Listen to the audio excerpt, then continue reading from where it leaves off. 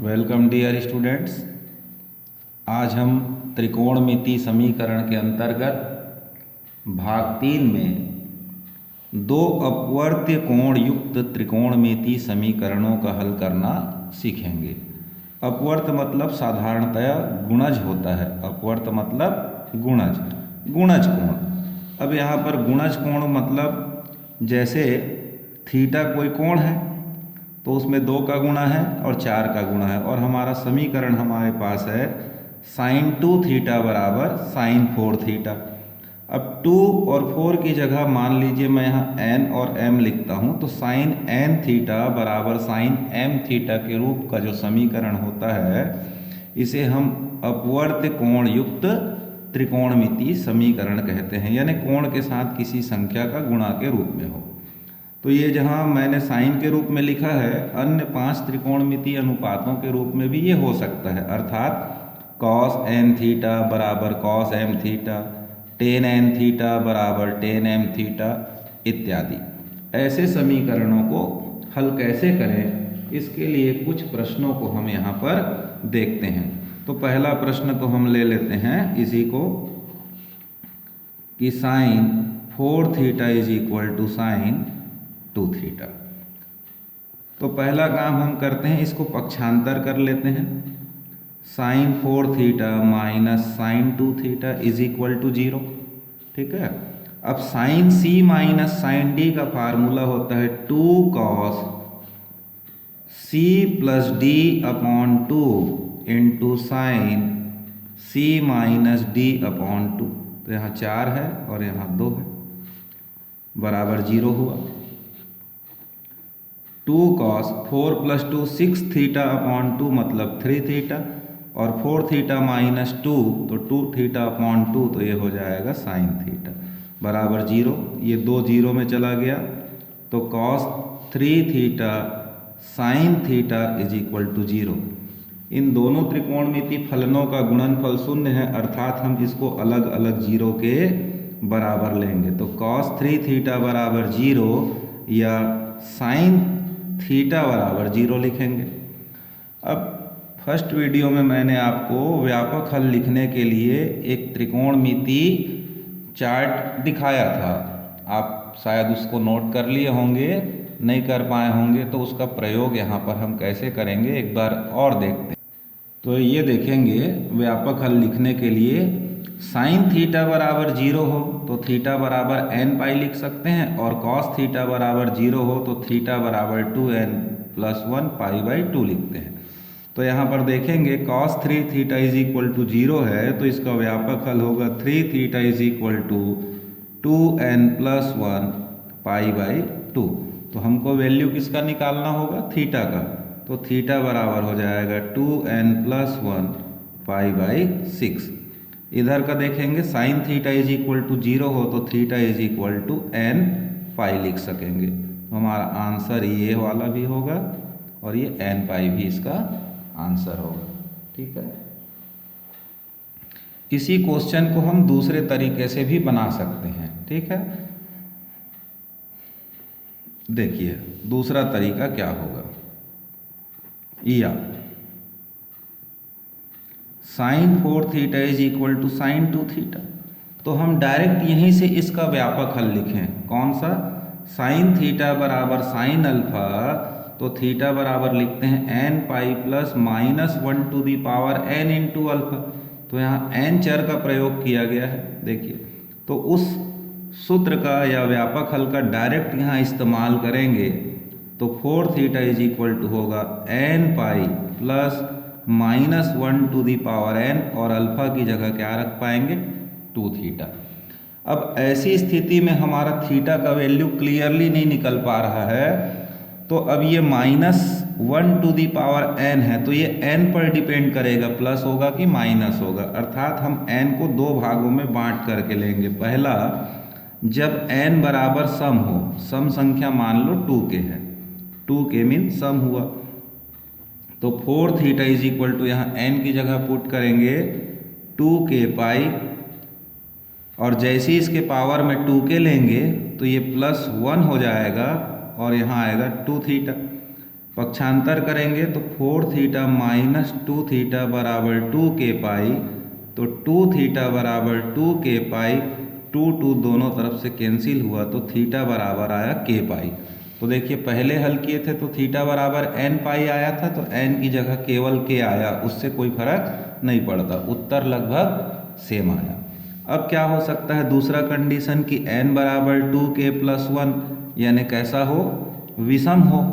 विषम हो उस स्थिति में हम यहाँ पर देखेंगे 4 थीटा n की जगह रखेंगे 2k+1 इंटू पाई।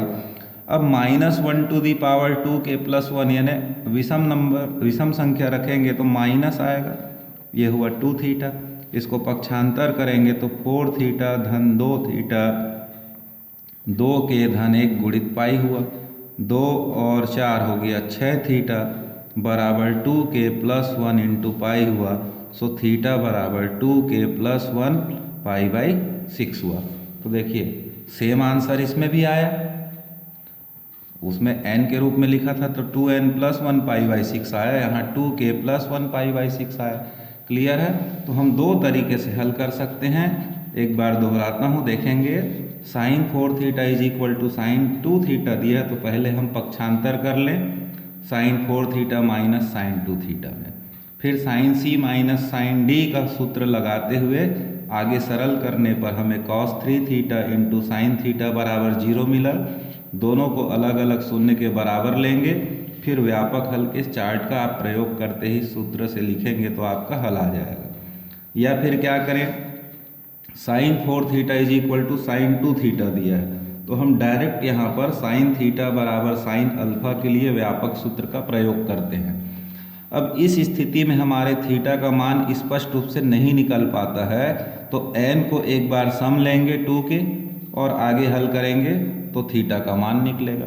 फिर दूसरी बार n का मान विषम संख्या रखने पर हल करने पर पुनः थीटा का मान निकलता है, तो यहाँ भी थीटा के जो दोनों मान प्राप्त हुए हैं वो भी आंसर सही है और ऊपर प्राप्त हुआ है वो भी सही है। यहाँ तो दोनों तरीके से हल करने पर उत्तर एक जैसे ही प्राप्त हुए हैं। ठीक है, तो अधिकांश प्रश्नों में यहाँ यही है कि हम दो तरीके से हल कर सकते हैं, तो हम खुद डिसाइड करेंगे प्रश्न हल करते समय कि हम कौन सा तरीका लगाएं। हर प्रश्न को हम दो प्रकार से यहाँ पर आपको हल करके दिखा भी नहीं पाएंगे और आपको भी हल करने की आवश्यकता नहीं है। आप किसी भी एक मेथड या एक तरीके से आप अपने प्रश्नों को हल कीजिएगा। ठीक है, आगे और प्रश्न देखते हैं ताकि आपको इस प्रकार के प्रश्नों को हल करने का मेथड अच्छे से समझ में आए और बढ़िया कॉन्सेप्ट इसका आपका क्लियर हो सके। ठीक है, तो आइए चलते हैं और अपवर्त कोणयुक्त समीकरणों को हल कैसे करें देखते हैं। तो प्रश्नावली 1D5 से चौथा प्रश्न लेते हैं। साइन 2 थीटा बराबर कॉस 3 थीटा दिया था। अभी मैंने आपको एक प्रश्न बताया, उसमें दोनों तरफ ही साइन थे, तो इसमें एक तरफ साइन है दूसरे तरफ कॉस है, तो आपको पहले इसको एक त्रिकोणमिति फलन में बदलना होगा, या तो साइन कर लीजिए या कॉस। तो देखते हैं, इसको ऐसा लिख सकते हैं cos 3 theta is equal to sine 2 theta, और साइन 2 थीटा को लिख सकते हैं कॉस 90 माइनस 2 थीटा। ठीक है, अब ये cos 3 theta is equal to क्या बन गया, कॉस 90 माइनस 2 थीटा, एक ही त्रिकोणमिति फलन में परिवर्तित हो गए। अब हम चाहें तो पक्षांतर करके कॉस सी माइनस कॉस डी का फार्मूला लगा सकते हैं, या डायरेक्ट यहीं पर इसका व्यापक हल लगाएंगे। तो कॉस थीटा बराबर कॉस अल्फा, तो थीटा बराबर होता है 2n pi plus minus alpha. ठीक, ये देखेंगे यहाँ पर कॉस थीटा बराबर कॉस अल्फा, तो थीटा बराबर 2n pi plus minus alpha के रूप में इसका व्यापक हल लिखा जाता है। ठीक है, अब हमको थीटा ज्ञात करने के लिए यहाँ पर दो चिन्ह एक साथ लगा हुआ है, प्लस भी और माइनस भी, तो एक बार धन चिन्ह ले लेंगे।